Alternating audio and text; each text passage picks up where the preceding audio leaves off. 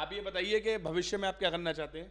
अभी भविष्य में पहले तो मैं अपनी बैचलर्स पॉलिटिकल साइंस या साइकोलॉजी में करना चाहूँगा। बाकी थोड़ा मेरे को पॉलिटिक्स में इंटरेस्ट है, क्योंकि काफ़ी सारे इश्यूज ऐसे हैं जो ग्राउंड लेवल पर एड्रेस नहीं होते ऊपर लेवल पर, और उन्हें ऊपर पहुँचाना।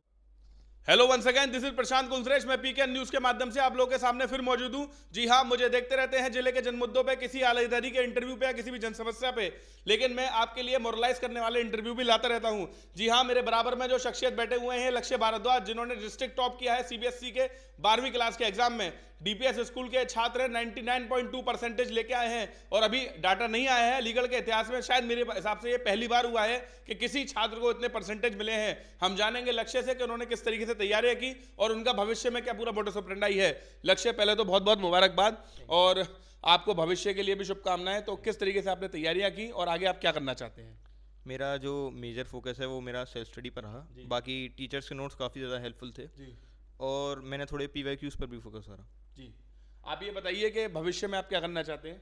अभी भविष्य में पहले तो मैं अपनी बैचलर्स पॉलिटिकल साइंस या साइकोलॉजी में करना चाहूँगा। बाकी थोड़ा मेरे को पॉलिटिक्स में इंटरेस्ट है, क्योंकि काफ़ी सारे इश्यूज ऐसे हैं जो ग्राउंड लेवल पर एड्रेस नहीं होते ऊपर लेवल पर, और उन्हें ऊपर पहुँचाना कोई मीडियम भी नहीं है। यानी कि जो लक्ष्य का कहना है कि वो पॉलिटिक्स में जाना चाहते हैं, तो कहीं वो एक लाइन है कि if you do not participate in politics तो डर्टी पीपल विल पॉलिटाइज यू, यानी कि अगर आप पॉलिटिक्स में भाग नहीं लेंगे तो गलत लोग आप पर राज करेंगे।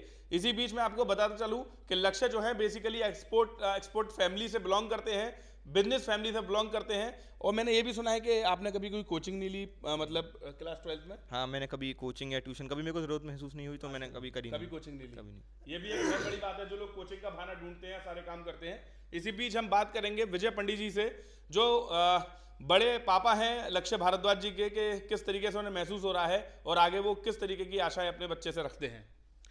तो गर्व की बात है प्रशांत जी, एक पिता को इससे ज़्यादा गर्व और क्या हो सकता है, उसके बच्चे उससे आगे जाएं। और ये तो लक्ष्य शुरू से ही टॉपर रहा है ना। पढ़ाई लिखाई हम इसे कहते थे भाई आराम कर ले, लेकिन पढ़ाई लिखाई में ही और सारे बच्चे सही हैं हमारे। तो बाद बाकी आगे ईश्वर के ऊपर है, आप लोगों की दुआएं हैं। ये तो शुरुआत है इनकी, आगे कहाँ अपने लक्ष्य पे पहुँचते हैं। सर, एक मैं सवाल आपसे बस ये पूछना चाहूँगा, थोड़ा सा जल्दी कंक्लूड करेंगे। सर, जैसे कि बहुत से बच्चे टॉप करते हैं, उनका होता है डॉक्टर्स, इंजीनियर, इसने अपनी इच्छा बिल्कुल अलग जगाई है कि वैसे पॉलिटिशियन बनना है, तो आपको थोड़ा सा अटपटा नहीं लग रहा? नहीं, अटपटा इस वजह से नहीं लग रहा। हमारे यहाँ बच्चों पे पहली बात तो कोई दबाव नहीं है। दूसरी बार हमारा जो मैं समय बना हूँ घर में, तो पहले से ही माहौल ऐसा रहा है कि कोई ना कोई राजनीतिक लोग जुड़े ही रहे। हमारे टीम में रहे, जैसे बसपा की सरकार रही, भाजपा की रही, सब जुड़े ही रहे, है ना। तो उसे माहौल भी देखा, तो उसे ये अलग ईश्वरी कृपा है इस पर। ये दिखता है कि हाँ ये कमियाँ हैं, इन लोगों ने ऐसा नहीं करा, तो मैं बड़ा होकर इस चीज़ को करूँ। हमारे जो रिलेटिव्स हैं, अधिकारी भी हैं, IAS IPS भी हैं, लेकिन एक जो नेता होता है ना, वो सबके ऊपर राज करता है, वो ये बदलाव कर सकता है। तो ये इसकी अपनी मर्जी है बच्चों की।